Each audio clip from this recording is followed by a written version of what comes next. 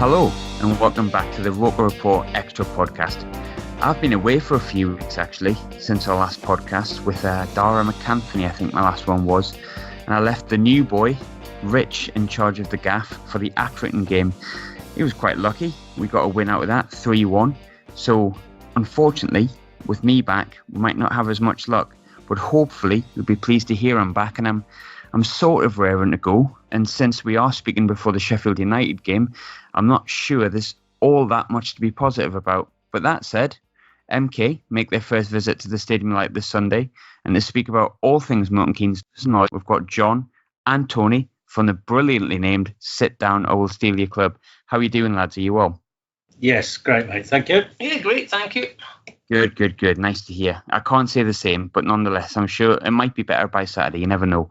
So the first question I'm going to throw out to both of you. I'll throw it to John first and foremost, and Tony, feel free to come in when John's finished. But in the nicest possible way, MK seems to be one of those clubs that maybe understandably, due to its history, nobody's got too much fondness for, based on pretty much how the club came to be, I think.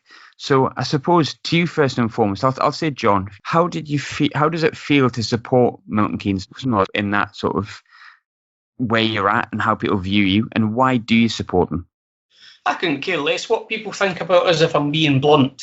I genuinely don't care what people think about us. In fact, if I'm being honest, when people start to like us, that's when it'll go wrong for me, to be quite honest. And I just started going because basically I'm originally from the west coast of Scotland, where you are at the minute. And I've lived in Milton Keynes for over 30 years now. And when they landed on my doorstep, I'd forgotten how much I used to really enjoy going to football. So when I turned up, I've been going ever since. And that was from March 2005, I first started going to see them. So you mentioned the accent. I picked it up straight away. Whereabouts are you from, the west coast? I'm originally from Ayrshire in Irvine. From Ayrshire. From Irvine. Close to where I used to live. I used to live in the Drossen, funnily enough. So not too sorry far. to hear that. Still not fun. I'm sorry to hear it as well. I moved for a reason, I guess. Yeah, no wonder. So essentially, Milton Keynes, you moved there, you mentioned 30 years or so ago. You don't have a club there originally. So it became more of a thing of you had a club on your doorstep where you could go watch a good quality of football, and you just build up a fondness with them. Did you support a club before you supported MK? Yeah, I'm a Rangers supporter. Good. I'm pleased to hear that, but I'll keep my allegiances to one side. And what about, obviously, yourself, Tony? What about yourself? Why do you support MK? And second of all, how did you come to support the club? So I started off, I lived in Milton Keynes for 45 years, and despite what others might say, there wasn't really a club here to follow. It changed its name, it had been taken over, and no one ever went to watch them, and they weren't very good either. So when MK Dons arrived, my daughter got some tickets through her school. I went along one Tuesday night, watched Isaac McLeod miss a penalty as usual, and from there on I decided that it was my duty as a father to take my kids along. Whether they liked it or not, that would be up to them. But since then, I've been going for, I haven't missed a game in 15 seasons at home. Not too many away games either. And it went on from there. Worked at the club as well up until last year.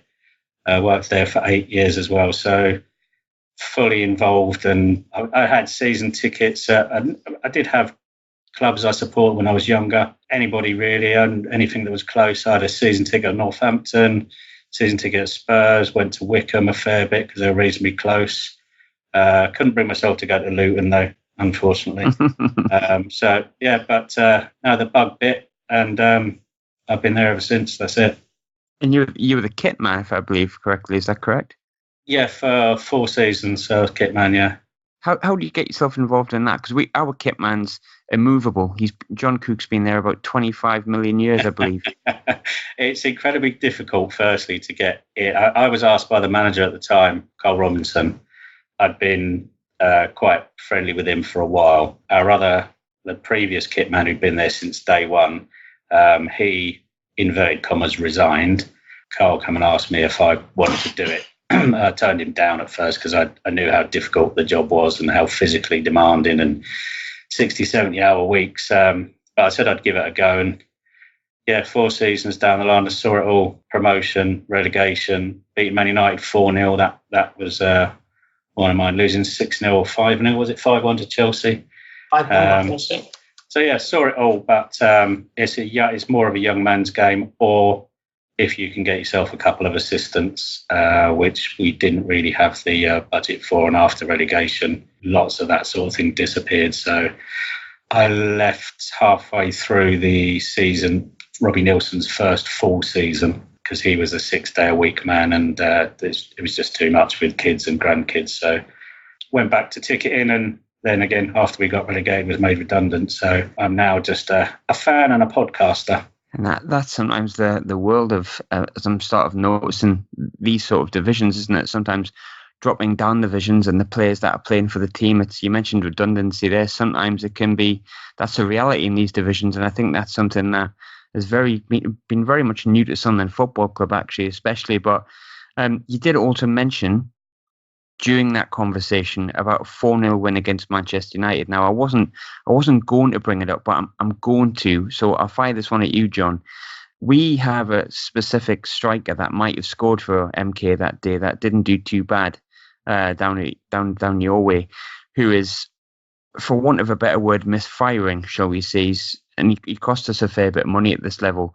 So Will Grigg is not, I wouldn't say he's enemy number one, but he's not fondly thought of up here. But what are your memories of him, John, and what can we do to get the best out of him? I can remember that when we failed to sign him, that everyone here was, for want of a better word, a bit devastated, really, because we were desperate to keep him. And I genuinely believe that he wanted to stay, but we just never got it done.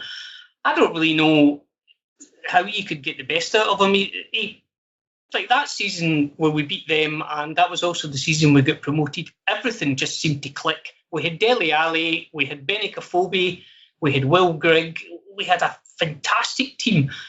It wasn't just all about him, to be quite honest. It was like, and it wasn't really, well, you'll agree, it wasn't really about Dele either, was it? We just had a fantastic team. Everything went, it was a perfect storm for us that season. And beating them was just, I mean, that was a phenomenal night. I mean, you'll never forget nights like that, never. I mean, he scored with like his chest, that guy. I don't know if you've seen the goal, but he like chested it in, past to here. You think, flipping heck, it can't get any better. And then it did. Yeah, it did. I remember watching it on the day, and I mean, apologies to any Man United fans listening, but I think everyone pretty much likes to see Manchester United get beat if you lived through the 90s. So even by us? Hammered. Yes, even by you, so it seems. Yes, that is true. That was the one night I think most people wanted MK to win that night, wasn't it? So that must have been a bit of a turnaround for yourselves, a bit of a turn up for the books. One thing I did want to sort of touch on, and it was something that actually quite interested me. And you might just shoot this question down straight away, but we had Ivor Heller, who's obviously the AFC Wimbledon director, and was part of the sort of the new AFC Wimbledon, the new Wimbledon, and things like that. But one thing that I was quite curious about, because I was thinking, and I remember when it happened, I was old enough to remember, it was about, I think, 16, 17 when the whole move from Wimbledon to Milton Keynes happened. But did any Wimbledon fans, like old Wimbledon fans that didn't boycott MK, come on board with Milton Keynes and have sort of stayed there? Is there anyone that moved over and just continued to support the club that they had before? Yeah, there's we're estimated to be between 200 and 300. They do tend to keep a low profile, not from us, but because a lot of them, there are quite a few that still live in that postcode, and they have to be very careful around their way about advertising who they support. So there's a few. There's some that have been and gone. Probably, I think he was actually Wimbledon's oldest fan when he died. Jack the Lad was his name. Lovely old fella. Yeah, he was an original Wimbledon supporter. So there's plenty of them. They can generally be seen with Wimbledon shirts on rather than MK Dodge shirts. So they like to keep that side of it going. That they're original Wimbledon fans, but. Only when they're in Milton Keynes. They wouldn't generally advertise that fact outside or in their hometown, shall we say. And I think it's really, really easy as well to especially if you're a fan of a club outside of what happened. It's easy to look at Wimbledon and kind of gravitate towards them in a sense and to understand their rivalry. And especially when we've had Ivor on the show twice. So obviously we've had the full background of that, but very few people delve into the background of Milton Keynes. How big is that rivalry and what are your feelings on Wimbledon as a club, or AFC Wimbledon? Let me go first. You go first. Yes. I hate them more than I hate Celtic. I cannot hate anyone more than I hate them. I hate every single thing about them. I have nothing. I despise them. Apart from that, I think they're all right. More than Celtic. Jeez, now that's something. They know exactly who I am, and they will be listening to this. So hello, everyone from that area. It's me. I'm getting about. It's not like the Glaswegians to be shy, though, is it? No. Well, they have. They've got a special love from me, Tony. Yeah, they have. We put it that way. He's received various messages of support, Tony. Support. Yeah, that's support. What I call it. Yeah. No, there are many different reasons for the rivalry. The main one being the move, but the long and short of it is, and what rarely ever gets made public or is ever printed because it doesn't fit most people's agenda, is that the vast majority of MK Dons fans, particularly those who were here when it first happened, will and do acknowledge that what happened to Wimbledon was wrong. That should never have happened. In fact, the chairman's even said it himself and regrets the whole thing in hindsight. Yeah. So you will find it difficult to track down an MK Dons fan who doesn't sympathise with the, I'll be honest with you, you won't find it that difficult tonight. Except for the exception to the rule being John. But it's the rivalry. The rivalry would. I mean, when we played them first in 2012 in the FA Cup, the whole country just went completely crazy for it. And if I can just interject, that for me is when they lost all credibility, because since they moved up to here, from there up to Milton Keynes, all they were banging on about was don't go and see them, and they organised boycotts and they were fairly successful. The first time we played them, they brought 3,000 fans, 3,500 fans, to our ground. That's when they lost all credibility, as far as I'm concerned. Yeah, there is a certain amount of double standards, shall we say, when it comes hypocrites, I believe is the expression. Yeah. You've got me. I'm all angry now, Tony. He's all wound up.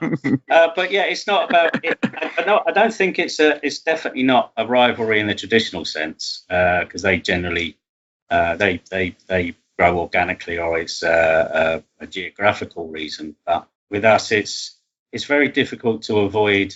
It's very difficult to avoid it. And when you tell people you support MK Dons, you get the usual questions. And I've now come to the point where I'd rather educate than argue. And I will correct people if they, the BBC did it for years, talking about AFC formed after Wimbledon moved to Milton Keynes. They kept that going for years and years and years. They've stopped printing it now, but they've never actually said that they were wrong to do that.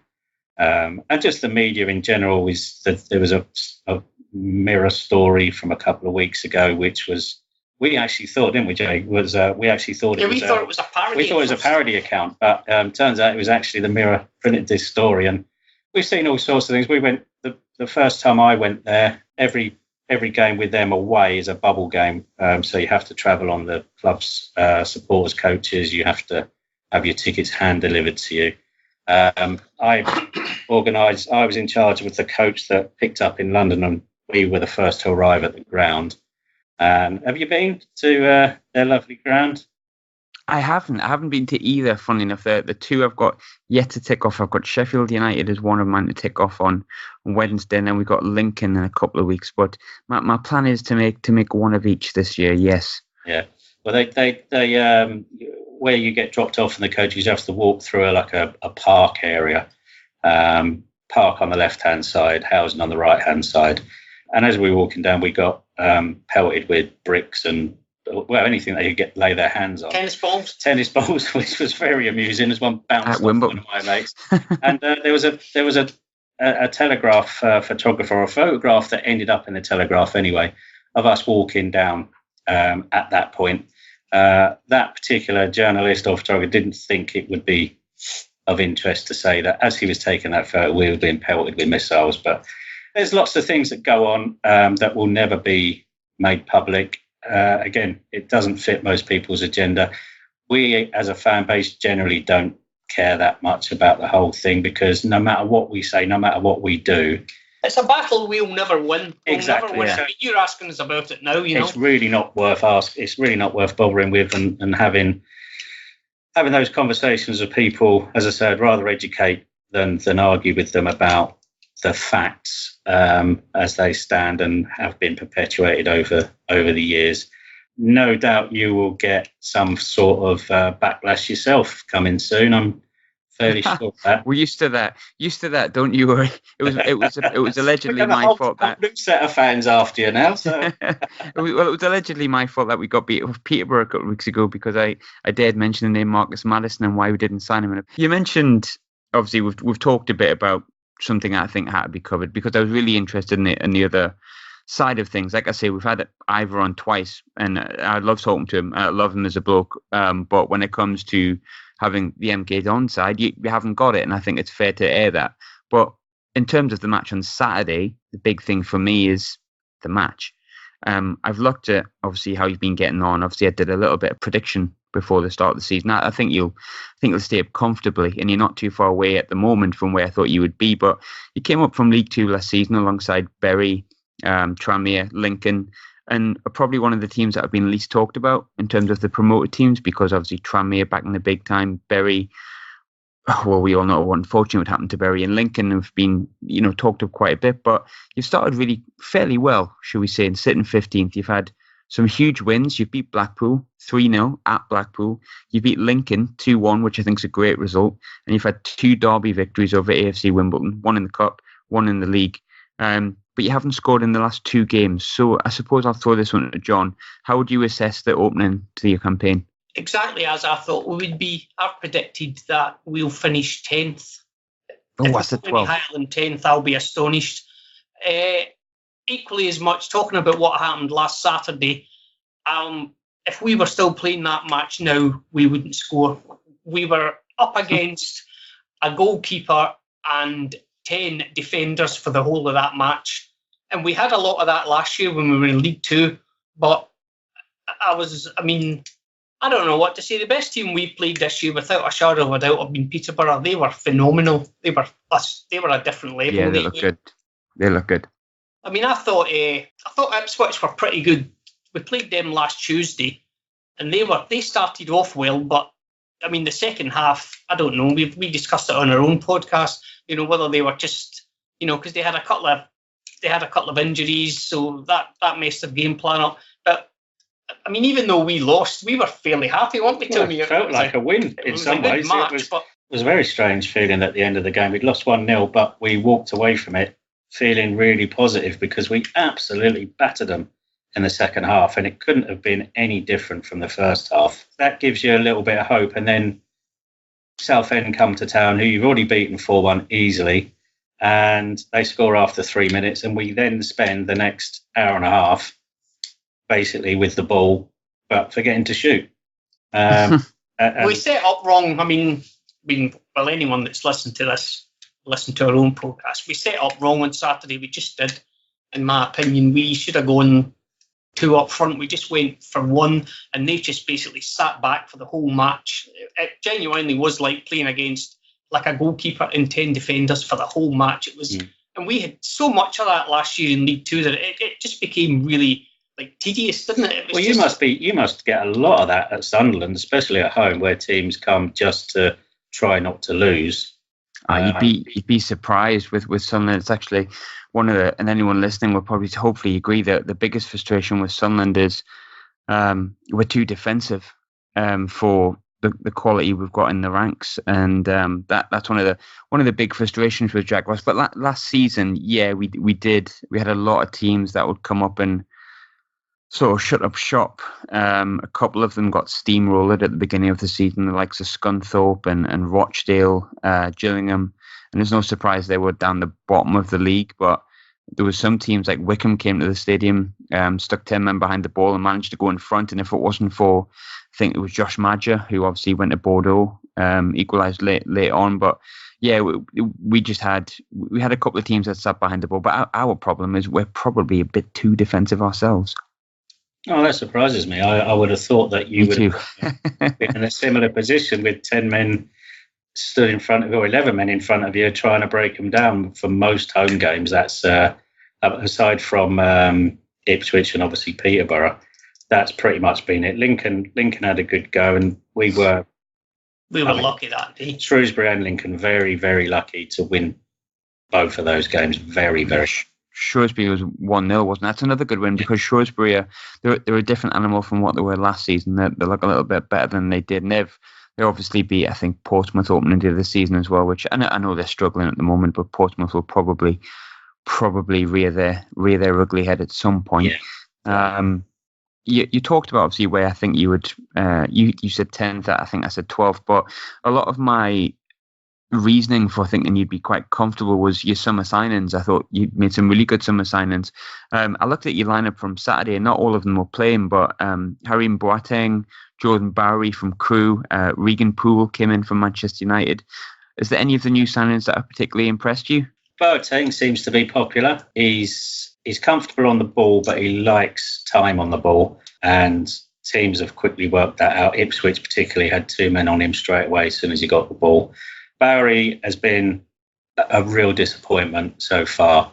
Anybody that knows me over the years knows that one thing I never do is criticise a player, but there is a limit to what I can put up with him. I don't know what it is about his game. He's clearly, we always say this, if he wasn't good enough, he wouldn't be playing for MK Dons. He wouldn't be playing in League One. But it just seems, I don't know, there's just something in his game at the moment that's missing. I can't put my finger on it. But we're looking at, the big thing to come out of this, certainly in the last few weeks, is Sam Nombe coming in, scoring a couple of goals, keeping his place. David Kasumu just behind him as well. These are academy lads for us. Yeah. Okay, so they came through the academy, yeah.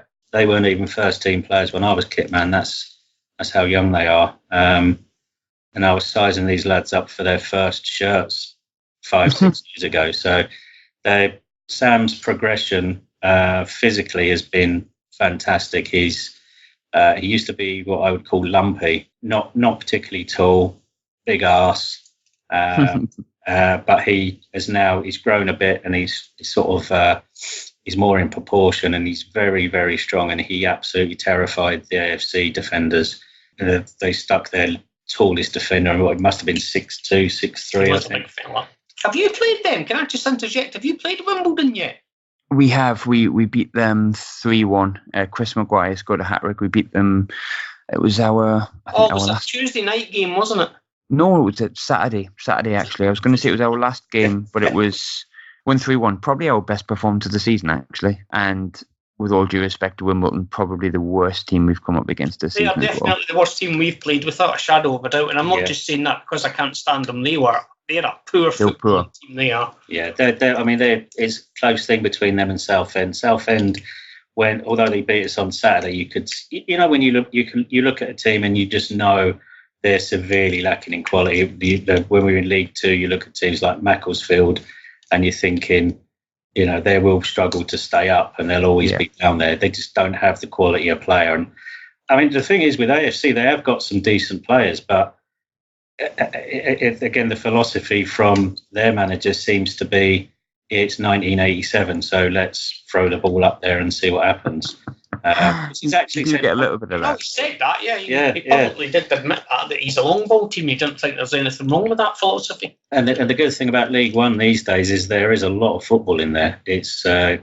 When I had that season ticket at Northampton, it was stick it up to Big John Gale, hoof it 60 yards, see who he can head it down to. And that's what you watched every week. But League One these days, even League Two to a certain extent, is, in terms of the quality of football, is so much better than it used to be. And I don't know why that would specifically be, but particularly as most teams are, favour the 5-4-1 or the 4-4-1-1 with a man up front. So there does seem to be a lot more football played. But no, they are pretty awful, and running Southend very close as to being the worst team of the season so far. And I think they will struggle. Southend will definitely struggle. And I also think Shrewsbury will be down there. I know that a lot of people are saying that they have improved, but I think they'll be back down there towards the end of the season. One of the big takeouts I took from sort of your team was a particular player that a few of our writers would have loved to see at Sunderland, and it was no real surprise that he went to sort of Charlton in the summer, Chuks Aneke. And I looked through sort of top goal scorers for yourselves this season, and no one's really bagging on a regular basis. I think Rhys Healey might be a top goal scorer on 2. How have you adapted to the loss of a player that's of championship quality, I think, in Aneke, and how much of a blow was it losing him?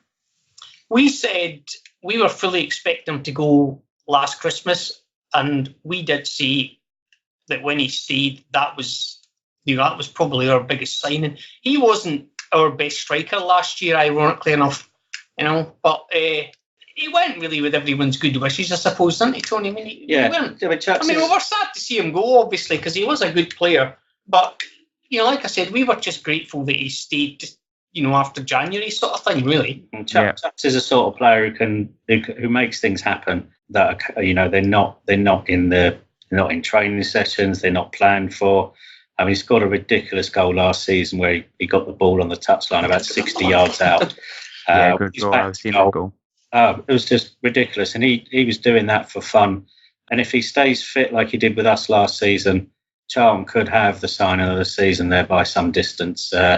He's just the sort of player that, and we started using him as a sub towards the end of the season to come on and just annoy defenders because he was getting so frustrated with not getting free kicks. Defenders used to try and go through him, but he's so big. He's the original immovable object.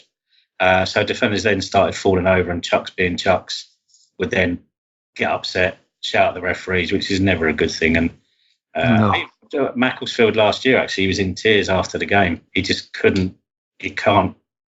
I mean, the standard of refereeing at League Two is significantly, I'd say, poorer than it is even at League One. I mean, it's bad at this level. Was poor last year. It really was.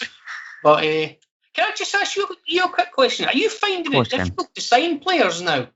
I think it's a difficult one when it comes to recruitment. And again, this is just my personal opinion. I think that's been probably our biggest failure since we've came up. Obviously, we had our big signings have been Will Grigg, which has definitely not worked out. We haven't really fixed the issue of having pace and power in the middle. We signed a lot of players. I think there's been a couple of players we've been interested in that have ended up going elsewhere. The big one was probably being Lyle Taylor last year. He opted to go to Charlton, which obviously that's a great signing for them. It's worked out for him as well, and he tortured us a couple of times last season, and not necessarily, but I think there was a particular circumstance this season which I don't know what happened, but I think we were sort of waiting until the championship window closed to see if we could pick up any players from maybe League One that thought they were going to go to the championship but didn't. But as it worked out, yes and no, I suppose. We're certainly not the big pull I think many people think we are, no. What about Screech? Tom Flanagan. What do the Sunderland fans think of him? Move on. I had a feeling I really did think you were gonna say that. Tom, is he still a first team starter, Tom Flanagan? He played on Saturday. Just over the bar, didn't he? If I remember rightly, was that? Yeah, he hit the bar, but Flanagan, I think, I don't know if Ozturk was injured, but put it this way, we were at Bolton on Saturday, and I don't want to dig anyone out because he wasn't the worst player on the pitch. They're all as bad as each other, but Tom Flanagan is not. He was first team last year, but he had a game against Coventry, which he was particularly horrific when we got beat 5-4, alongside Jack Baldwin. Jack Baldwin was never to be seen again and has now gone to Salford on loan.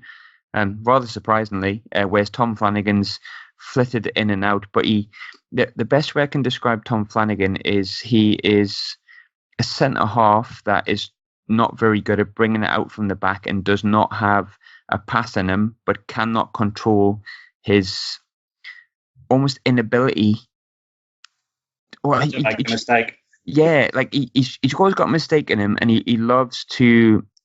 When you just think, don't pass it, don't pass it, don't pass it, don't do one of those stupid long balls. He seems to have an inability to stop himself from doing it.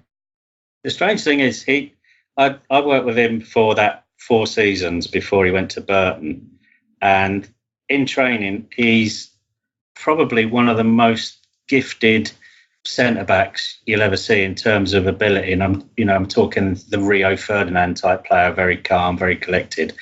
But then, we'll go to Gillingham, and he gave away a penalty, got 2 yellow cards and a red off, and was off within 20 minutes. That's Flanagan. Yeah, that's what he's capable of. And it was always a bit of a mystery as to why, with his talent, maybe he shouldn't have played centre back. Maybe he should have been a number 10, or just keep him away from the goal. Basically, is what. Yeah, keep him away from our goal. Keep him away from your own goal rather than the opponent's goal. But yeah, it was always a bit of a disappointment because we tipped him for great things, and he's a lovely lad. He's ugly as sin, but he's a good lad. Got nice curly hair though. He's done well for himself, to be fair. I mean, we thought after he left us that it would just go downhill just for him. Disappear. I'll be honest, he's done well to go to you. Yeah, he has. It feels like that, and you don't want to. I don't want to blow Sunderland's own trumpet because we are where we are, and I certainly don't think we're one of the better sides in League One. I think we're actually a really average League One team. But Flanagan is. If you want to go up automatically, Tom Flanagan should be nowhere near your squad, and I mean that in the nicest possible way. But I'm sure he's a nice enough fella, and I wish him no ills in that way because it's not through lack of effort, and I'll give him that. It's just lack of quality. Yeah, he's a mystery. The training ground often doesn't translate to the pitch, as we know, and Tom was a prime example of that, unfortunately, because. I mean, he waited a long time to get in the first team at MK Dons and never really achieved it. Ages, didn't he? When he got there, he didn't really do anything, did he? No, went out on loan a few times, went off to Burton, had a couple of seasons. They were Championship, weren't they? At one point, yeah. Yeah, while he was there. So, he's done all right. I'm not gonna lie, but no, I agree with your summary there on on him. It can be. The goal in the playoff final was So no, skip over that. I don't want to remind you. I can't. Yeah, don't bring that back. I was looking at the MK Don season statistically because I'm probably at fault for not doing that enough, to be honest with you. And I've noticed you tend to have slightly more shots at goal away from home. You've scored more goals away from home, but you appear to have less possession. But double the amount of fouls that are conceded. Do the stats tell the story of what we're likely to see on Saturday, or do you think you'll go more defensive, or do you think you'll just come and have a go at us? I'll be blunt with you. From game to game, like personally, and this is one of the reasons why we're quite fond of Paul Tisdale, is that you never know what he's going to do, to be quite honest. Am I right, Tony? Absolutely. I mean, Ipswich was the perfect example. He set up with 5 at the back to not to concede a goal. At home against at that. home. It backfired drastically. He then, at half-time, he took the left-back off, moved the right-back to left-back, went to what looked like a 4 but wasn't quite a 4. It was a sort of a 4.5. Brought in 2 subs at half-time, rearranged the midfield. I mean, we're talking... And he will do this during a game as well. He'll do this halfway through the second half. If he feels that the formation isn't working... He won't just move one player around or say drop back a bit more, lads, or free them. He will completely change the entire formation. And John said this before on the podcast, is that he's learning, and I think a lot of our fans need to accept that he's, with all due respect to XTRA, he's at a bigger club now with more expectations, whereas with XTRA it was always anything was a bonus sort of thing. MK Dons want to be back in the Championship, should be with the stadium and all that sort of stuff. So what you get on Saturday, there's no point in asking us because we genuinely won't know until we see the team sheet. I would imagine that...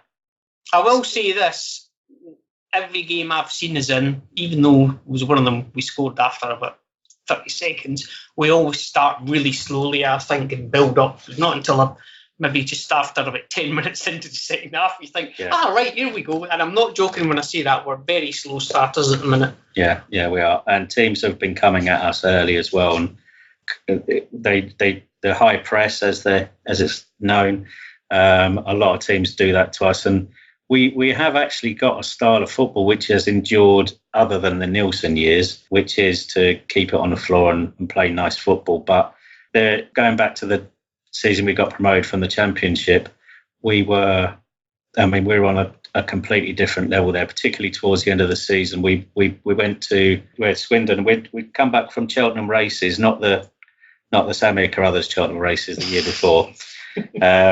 And the lads were absolutely buzzing. Everybody was buzzing. And the manager sat us down. He said, we've got 11 games to go. Basically, it doesn't look like we're going to get the automatic. So let's just, let's win every game we can. And we won 10 and drew 1. And the football was outstanding. Even in the Championship, we went to Middlesbrough, and their manager of the time with the unpronounceable name came into the changing room and he said, why are you bottom of the league? And I said, I don't know. If I knew that, I'd be doing your job. But he said, I've watched all your DVDs and I cannot work out why you're right down there. I said, because in the Championship, you make a mistake, you get punished. That was the difference. And it's this massive step from League One to the Championship. Yeah, we were caught out really badly by that. I mean, we just got battered every single week. It wasn't an enjoyable experience. We were playing teams off the pitch and losing. We played Derby at home and Leeds at home in quick succession. We lost 2-1 to Leeds, I think, and 3-1 to Derby. And the two of the Derby goals were mistakes that just get punished at that level. And but again, the football that we were playing was pretty much spot on. There was nothing wrong with the football. And the first day of the season, we went to we played Rotherham and beat them 4-1. We did, and I thought to myself, we're off. This is easy. We went back to work on Monday morning. I was sat there having breakfast with the manager and this assistant, Richie Barker. We sat there and we're patting ourselves on the back, saying, this is actually really easy. Our football will get us through. Our football will keep us up. But probably the worst thing that could have happened, we'd be better off losing 4-1 on the first day of the season, because after that we thought that our football would get us through, and that was always been the philosophy. I mean, Man United being the prime example, when a team allowed us to play football, we'd destroy them, and Man United let us play football, and they clearly had done no homework on us at all. And the embarrassment at the end of the game, the things that you don't get to see on the TV, their manager, I've never ever had I've never been at an away game and gone into the changing room for a drink with the gaffer afterwards, and the managers from the other team hasn't come in, regardless of the score. And we beat Oldham 7-0, and the manager came in and had a drink with us. We beat someone else 6-0, might have been Colchester. They came in.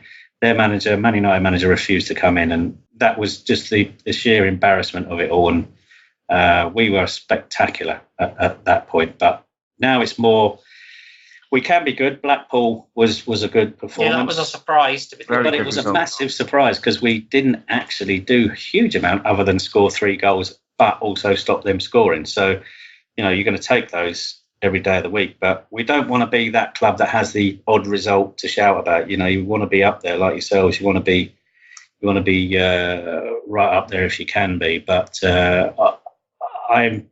I've said I'd like to see us in the playoffs, and I think we're capable of it. But at this point in time, I'd be surprised if John's not far off with 10th, to be honest. Talking about Sunderland, I think I mentioned before, I think we're one of the more average teams in this league. I'm maybe being a little bit harsh, and it's probably based on Saturday's result, because realistically, when you look through our team, there is quality there. Whether it's a tactics thing or not, we have the likes of Grigg, McGeady, Wyke, all proven players at this level. Even Blum Tom Flanagan's proven at this level these days. But which Sunderland players are you worried about coming up against on Saturday, and what are your weak spots, and where do you think Sunderland can exploit MK Dons? Well, if Griggy starts, he'll definitely score. Yeah, he'll score. He always scores against us. And he'll do the most hilarious celebration you've ever seen in your life. Does he do that? I don't suppose you've seen him score that often, actually. he just looks sad when he scores. Like he does. He used to do this thing where when we were at home, he would run to a section of the ground that was closed off, had no fans in it, and he'd do the same at away grounds as well. He'd find the most empty part of the stadium and celebrate in front of it. But he's one of the funniest footballers I've ever met. He really is, and he is a great lad. But I would imagine that he will be not wanting just to prove a point by scoring against us, but also, by the sound of it, proving a point to Sunderland fans. So I imagine he will be looking to. You've also got to consider Aidan McGeady, even though he is who he is, and obviously I hate him. But I was waiting for that. I mean, for that level, I don't know how old he is. He must be mid-30s. 33, 34. So you think, I mean, he's got to be a quality player at this level, I would have thought. Yeah. When he wants to be, yeah. I was surprised last year that you guys didn't go automatically. And so, I mean, I really don't know what to say about you, to be quite honest. I mean, like, I've got this thing, and don't take this the wrong way, but I'm, if there's a big team and I'm saying it about Ipswich this year, I'm saying they're going to be this year's Sunderland Ipswich, like I reckon. That's what I've been saying. So, I mean, I would be thinking, I mean, especially a club of your size, I'm like astonished, basically, that you're in the sort of situation that you find yourselves in. I mean, I've seen that documentary on Netflix, so I understand what happened, but even though, I mean, it's League One, to be quite honest. Also, two goalkeepers called McLaughlin. We have John McLaughlin, then we have the right back as Conor McLaughlin. Oh, no, number 2. Oh, that's what it is. Yeah. So I'm looking at an old lineup, and McLaughlin number 2. Yeah, I've just realised he's number 2. That's not a goalkeeper's number. No. Neither of them having the best of seasons, truth be told. Well, I'd heard good things about the keeper. He had a great season last season, but he's been sketchy this season. Yeah, well, he'll have the game of his life on Saturday if we actually do. Hopefully. But I could genuinely see Griggy score it. And I mean, as a rule, I struggle to recognise most of our players on the pitch. I just like to watch the game, and I'll even I forget all our players' numbers. So if there's a particular player that stands out, like when we played Peterborough, you could see Madison straight. I could watch him all day. I could absolutely just sit there and watch him all day, and I'd pay to watch a player like that. Just his movement and Tony and those sort of players. There's not a huge amount in League One of players you would say are an absolute standout, head and shoulders above the rest.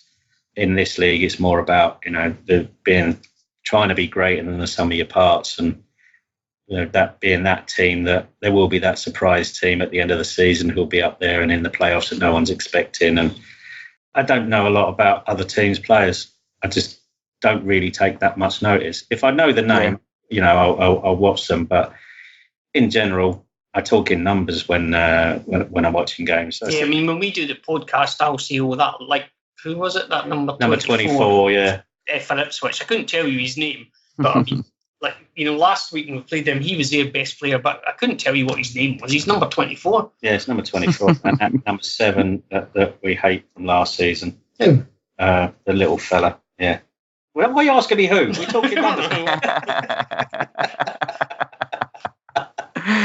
You mentioned before, Tony, I didn't even click onto this to think about it, to be honest, but you would have been kit man when Will Grigg was at MK Dons, and you mentioned that he was quite funny. Now, I've got to be honest, he looks sad at Sunderland. I mean, he's miserable as it is long. The thing is that you've got footballers that are... It's really difficult to explain. Some footballers are like they are outside of football as they are in football, but Griggy was a totally different person when he was in the changing room and on the pitch. He was obsessive about his kit.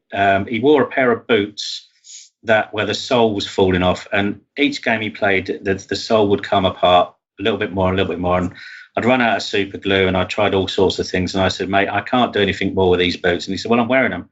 He said, I've scored 3 games in a row or something. And about 15 minutes into the first half, the sole of this boot fell off. And then he moved on to the next one. And when he was in the changing room, on the pitch, he was totally focused. Nothing could sort of nothing could faze him on the pitch, and he was good at winding other players up as well, and other fans, especially with his celebrations in the change room and around the lads. He was a great laugh, but outside you wouldn't have him down as a lively person. You wouldn't have him as an extrovert, but certainly in the change room he definitely is, and he's one of the first with a joke, or if there's something going on, you can usually guarantee that he's involved in some way. And yeah, I think he did want to stay. He did want to stay with us, but for reasons I can't really go into, he didn't stay. And I believe genuinely he thinks that now was a mistake, that he didn't stay. Even though we got relegated and Wigan went up, he barely played a game for Wigan that season in League One. I mean, he could have been playing with us in the Championship and making a difference. They offered more money, I'm imagining, because they're looking at a bigger team than us. It's as simple as that. Yeah, most likely. They definitely did offer more money, but it was more about the personal side of it. And we can't say sitting here that if he'd stayed, we'd have stayed up. I mean, I'm still of the opinion that we would have got relegated no matter what happened. But we would have had Will Grigg rather than Simon Church. So yeah, there you go. There's a name you probably don't remember. Yes, going back. So I suppose just to end the pod for you, I always have to ask predictions for Saturday. I'll go with Tony first. I'm going 2-0 all season to us. To you? Ooh, bold. And yourself, John, what are you saying? I've changed mine. I was 2-0 last year, but this year I've decided to go 1-0 every game for us. I'll go with 1-1. It's our favourite score. I'm surprised. It's very generous. Because we're saying 2-0, but we don't believe it. Well, we said it based on the fact that we have no idea what sort of team he's going to put out, or what formation it's going to be. We've got quite a big match tomorrow night, and I think majority of people in Milton Keynes are totally focused on that. Even the players. I mean, any player that says they're not, I would be suspecting they're making that up. So, well, yeah. The same thing happened with the Man United game. That's the problem. Yeah, the manager said anybody that spoke about the game got fined £200, so that's why they didn't talk about it. Well, enjoy your weekend. Thanks for coming on. Just before I let you go, where can we find your podcast? The podcast is called Sit Down or We'll Steal Your Club, and you can find us on Podbean and also on YouTube. It goes out every Friday at about 4, 5, 6 o'clock, except this week where it's going out on Saturday morning, because we normally record it on a Wednesday night, and like I say, we've got to beat Liverpool tomorrow night, so we're having it tonight. Yeah. This is why I specifically recorded before we got hammered off Sheffield United. But thanks for coming on, lads. Very much appreciated. Very interesting. And thanks very much for coming on, and enjoy your day Saturday as best you can. No problem, mate. All the best. Bye. Cheers. Bye, lads.